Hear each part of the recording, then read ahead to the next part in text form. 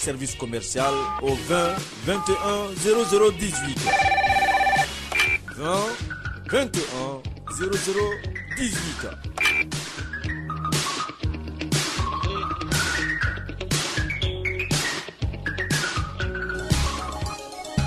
Les sports, les infos, la musique, l'actualité, le tout tamisé et servi à chaud pour vous sur Radio Clédou.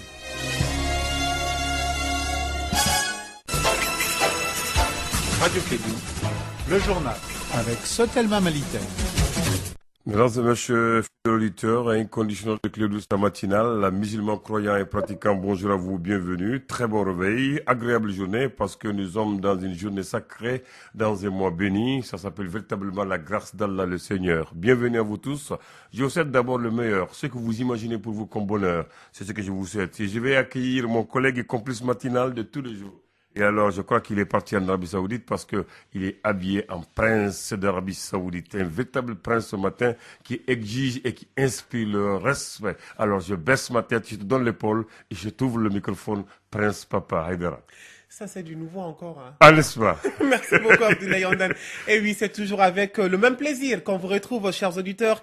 Bien vrai que le mystère de la radio ne nous permet pas de vous voir, mais notre ambition, c'est de toucher vos sens, en tout cas vos 7 sens à travers nos voix. Eh bien, informez-vous tout simplement à travers Clédou Info. À la une, ce matin, l'insécurité grandissante à Massina et à Ténékou. Les bandits armés font rage dans ces localités. En plus de leur spolier de tout leur bétail, la population est aussi victime d'assassinats. Le maire de la commune de Massina dénonce cet état de fait et il ne va pas avec le dos de la cuillère. On parlera également dans ce journal des pupilles de la République. Si vous ne le savez pas, ce sont les enfants dont les parents sont décédés dans l'exercice de leurs fonctions au service de la nation. Quels sont les enfants qui rentrent réellement dans ce cadre? Reportage à suivre. L'actualité étrangère nous conduira en Afrique du Sud où la justice autorise le vote à bulletin secret au Parlement. Il sera également question de la présidentielle à Kigali et la situation en Irak. Et à suivre en fin de journal les précisions sur la Zakat al-Fitr ou l'aumône du musulman jeûneur.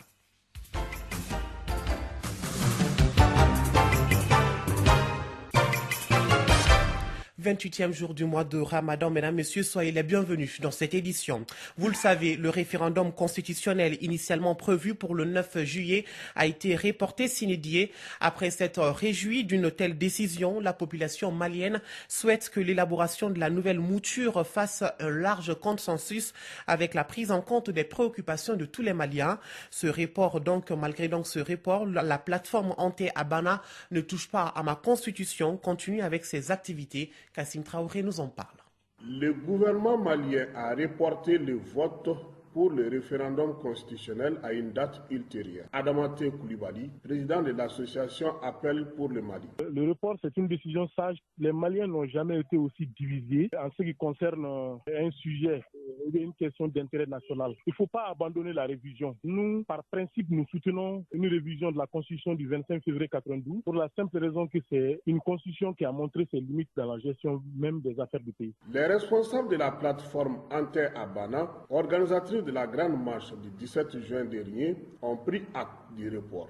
Jimé Kanté, porte-parole de la plateforme Ante-Abana. Nous n'avons jamais demandé un report de quoi que ce soit. Nous avons été clairs depuis le début. Ce projet est un recul démocratique. Donc c'est pourquoi nous demandons son retrait pur et simple. Maintenant, si le gouvernement décide de reporter, peut-être que le gouvernement sait ce qu'il fait. En tout cas, cela n'a rien à voir avec notre mouvement. Nous continuons à dire Ante-Abana touche pas à ma constitution. Comme tous les autres Maliens, les partis au pouvoir RPM ne voient pas de problème avec ces reports décidés en Conseil des ministres. Abdoulaye Magasouba, secrétaire général de la jeunesse RPN. Nous sommes des républicains, nous entendons la nouvelle date qui sera proposée par le gouvernement. Ce que nous avons, c'est un texte qui a été adopté de façon consensuelle parce que toutes les parties prenantes ont été écoutées dans ce projet de révision constitutionnelle. On a besoin quand même d'une campagne de communication pour mieux expliquer le contenu du texte. Je pense que la majorité présidentielle va se prêter à ce jeu pour expliquer au mieux le contenu du texte de cette révision constitutionnelle. Le président de la République du Mali trouve que ce report n'est pas synonyme d'abandon de son projet de révision constitutionnelle. Et toujours sur la révision constitutionnelle, le mouvement Trait d'Union se veut être le modérateur entre les partisans du oui et ceux du non. Le mouvement qui fait preuve de neutralité se lance dans une série de rencontres avec les différentes couches sociales pour expliquer le contenu de la nouvelle constitution. Après les femmes le samedi dernier, c'était le tour hier des organisations de la société civile d'être mieux imprégnées sur le projet de loi. La rencontre s'est tenue à la Maison de la Presse de Bamako. Écoutons la coordinatrice du mouvement Trait d'Union, Oumou Salsek.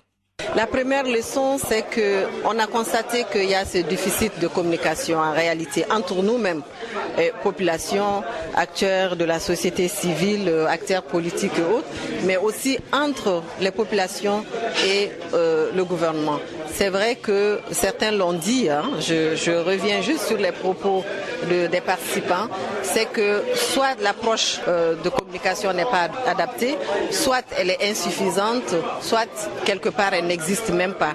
Parce que quand on débat en français, c'est pas notre langue, vous avez vu aussi. Moi je suis très satisfaite parce que les gens apprécient, même si pour certains, il fallait même pas, vous savez, dans tout il y a des extrémistes, pour d'autres il faut laisser la situation pourrir et qu'on ne se parle pas, pour d'autres il faut le faire, mais comme notre nom même l'indique, on est un trait d'union, on ne fera pas cela, parce que pour nous ça serait de ne pas aussi remplir notre devoir citoyen. Et nous sommes issus de ce grand peuple, nous devons tout faire pour que ce peuple se retrouve, se parle et ensemble chercher des solutions adéquates. La coordonnatrice du mouvement Trait d'Union, Oumou Salsek, au micro d'André Traoré. Je vous l'annonçais au sommaire, insécurité à Massina et Ténékou. Les populations des deux localités sont dans la terreur. L'assassinat des paisibles citoyens par les bandits armés devient récurrent. Certains villages sont entièrement dépouillés de tout leur bétail. Une situation qui préoccupe le maire de la commune de Massina. Il dénonce la passivité de l'État malien face à cette situation. Brahima Assamake est joint par André Traoré. Il y a pratiquement plus d'une semaine, chaque jour il y a un événement. Et même aujourd'hui, il y a un événement qui a eu lieu vers Sampaï-Mangroubou, dans la zone proche de Soumouni et de Knema. Knema, c'est dans la commune de Massina et Soumouni. Et ils sont proches également de Monipebou. Monipebou, qui est une commune du centre même de Massina. Et chaque jour, c'est un événement à Massina face à l'instabilité. Et ce ne sont pas des événements attribués au terrorisme. C'est du banditisme installé dans la zone.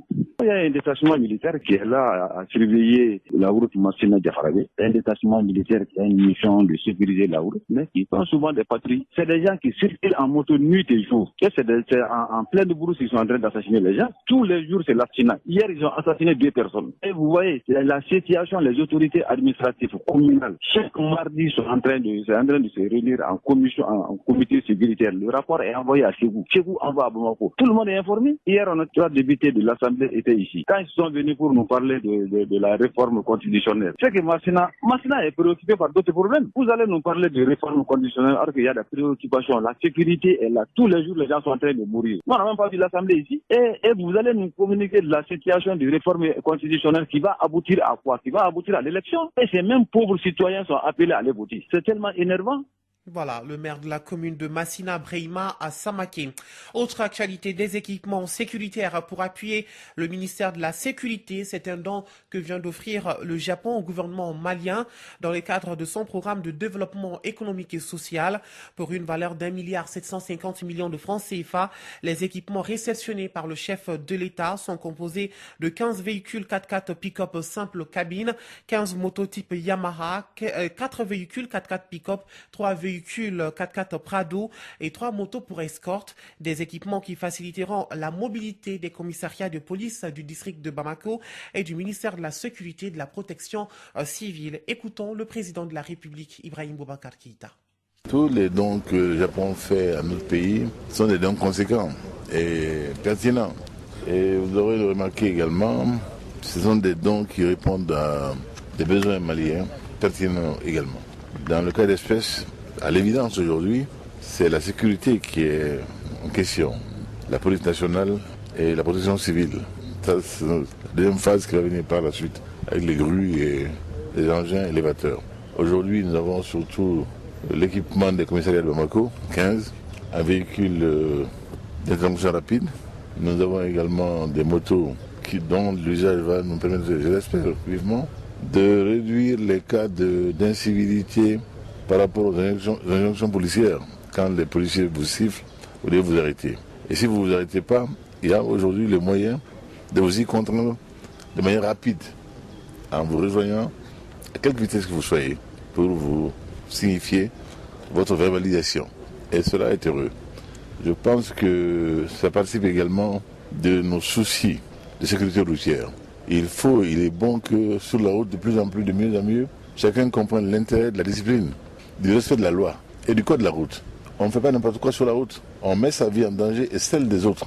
Et je pense qu'avec ce qu'il y a ici aujourd'hui, non seulement la sécurité publique sera mieux assurée, mais également aussi la sécurité routière, en ce qui la concerne particulièrement.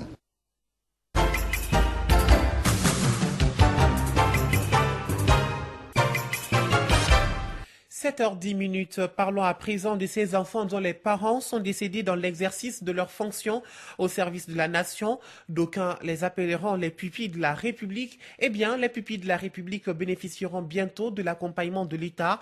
Pour cela, il faut l'adoption par l'Assemblée nationale du projet de loi portant création de l'Office national des pupilles de la République et sa validation par le président de la République. Voyons les précisions avec Mamadou Kane. C'est en marge des festivités du 20 janvier 2015 que le chef de l'État Ibrahim Boubacar Keïta a jugé nécessaire la prise en charge par l'État des pupilles de la République.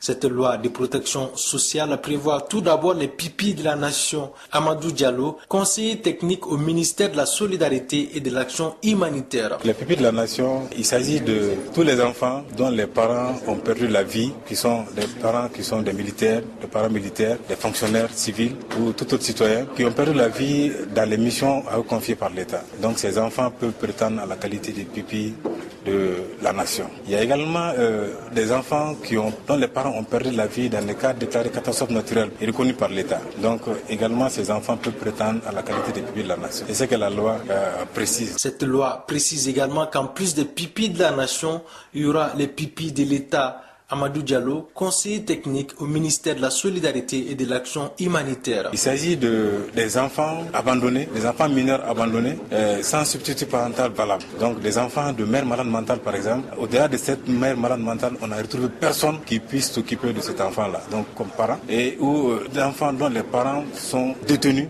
donc à des lourdes peines privatives. Donc ces enfants également peuvent prétendre à la qualité de pupille de l'État. Donc c'est cette différence aujourd'hui que cette loi adoptée en 2016, crée avec la loi qui existait en 2000. Les enfants pupilles de la nation ou pupilles de l'État bénéficieront de la prise en charge des frais scolaires, des frais d'actes médicaux et des soins ou encore de la bourse entière de l'enseignement supérieur.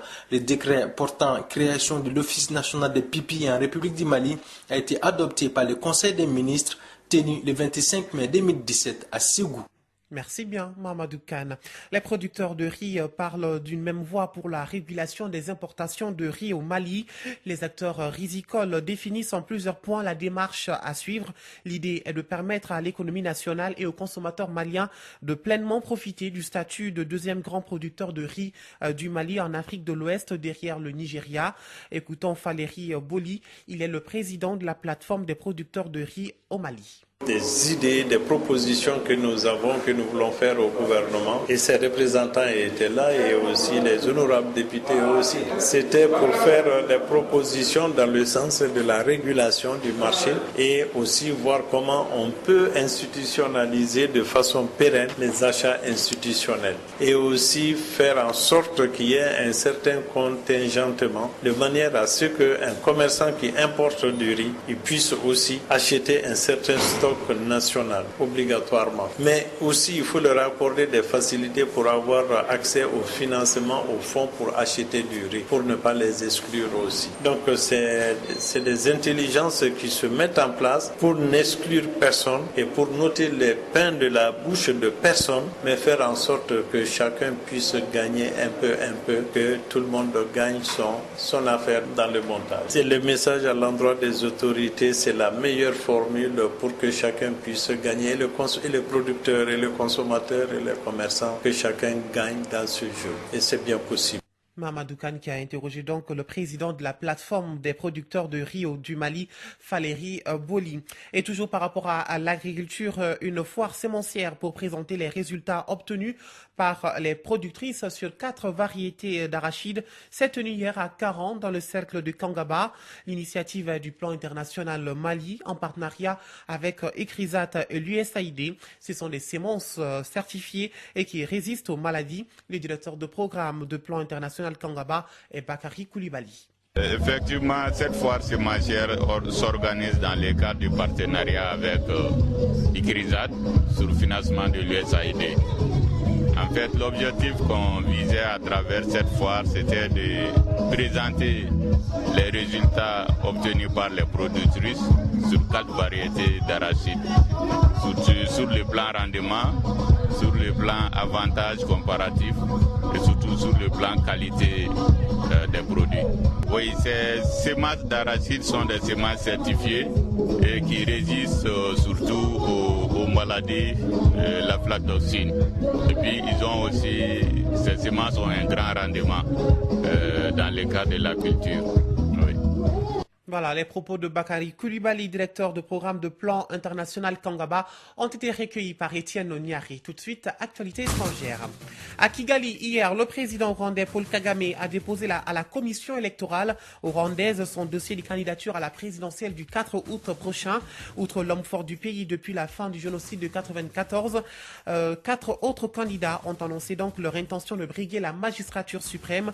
Certains de ces candidats avaient récemment assuré que leurs partisans étaient victimes de harcèlement et de la part d'autorités locales. À l'issue de la remise de son dossier de candidature, Paul Kagame a estimé que si ces accusations étaient avérées, les responsables devraient répondre de leurs actes. Antonio Guterres, le secrétaire général des Nations Unies, est en visite en Ouganda dans le cadre du sommet de la solidarité pour les réfugiés. Près de 750 000 Sud-Soudanais ont traversé la frontière ougandaise depuis l'intensification du conflit en juillet dernier. En tout, l'Ouganda accueille plus de 1,2 million de réfugiés sur son territoire. En Afrique du Sud, la journée s'annonce difficile pour le président Jacob Zuma. La plus haute cour du pays vient d'autoriser un vote de défiance à bulletin secret contre lui au Parlement. L'opposition avait saisi la justice pour obtenir ce vote secret. Elle espère ainsi rallier à sa cause des députés de la majorité dessus et faire tomber le chef de l'État. Les dirigeants des 27 pays membres de l'Union européenne réunis à Bruxelles ont débattu hier jeudi des problèmes liés au Brexit, le départ de la Grande-Bretagne de l'Union. La première ministre britannique Theresa May n'a pas participé à la réunion. En revanche, elle a pris la parole lors du dîner qui précédait donc le débat à 27 sur le Brexit. Et pour terminer, en Irak, alors que les forces gouvernementales mènent un combat acharné contre les djihadistes de l'organisation État islamique pour tenter de reprendre la ville, un lieu touristique et symbolique a été détruit mercredi. Il s'agit de la mosquée Al-Nouri. Les djihadistes et la coalition internationale se renvoient la responsabilité de cette destruction.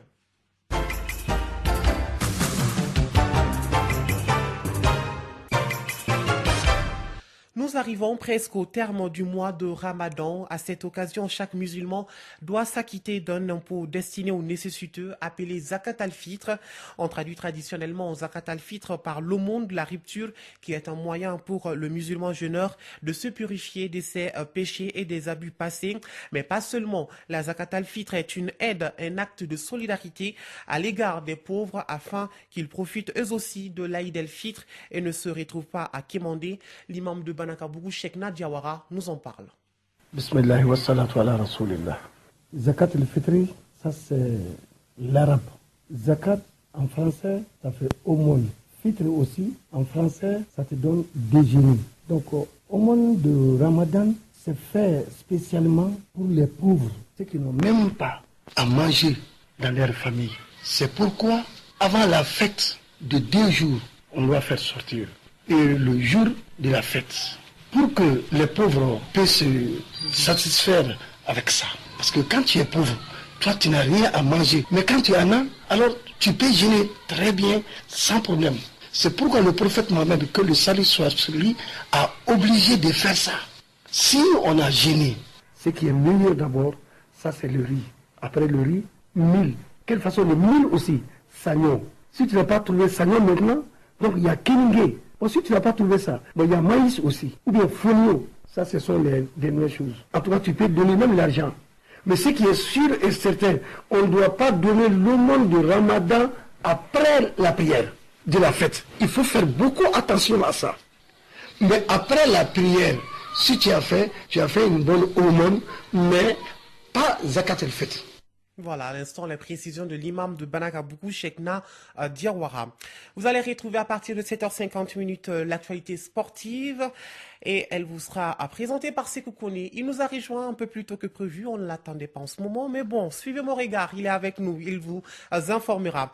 Et pour la page météo, le ciel sera peu nuageux à Bamako avec un vent de direction sud-ouest d'intensité faible à modérée. La visibilité sera bonne, des orages parfois accompagnés de pluie d'intensité faible à modérée se produiront en fin d'après-midi ou la nuit. Les températures maximales et minimales prévues pour la journée sont respectivement de 30 et 25 degrés. Le soleil s'est levé ce matin à 6h05. Il se couchera à 19h03, soit l'heure de la rupture du jeûne.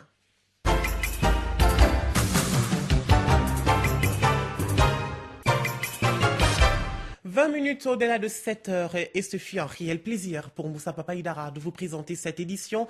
La mise en onde a été l'affaire d'Abdoulaye Ondan. Grand merci à vous de nous avoir suivis. La pensée du jour. Les gens les plus heureux n'ont pas tout ce qu'il y a de mieux. Ils font juste de leur mieux avec tout ce qu'ils ont. Mesdames, Messieurs, excellente journée de vendredi également et que le bon Dieu nous accorde les bienfaits du jeûne.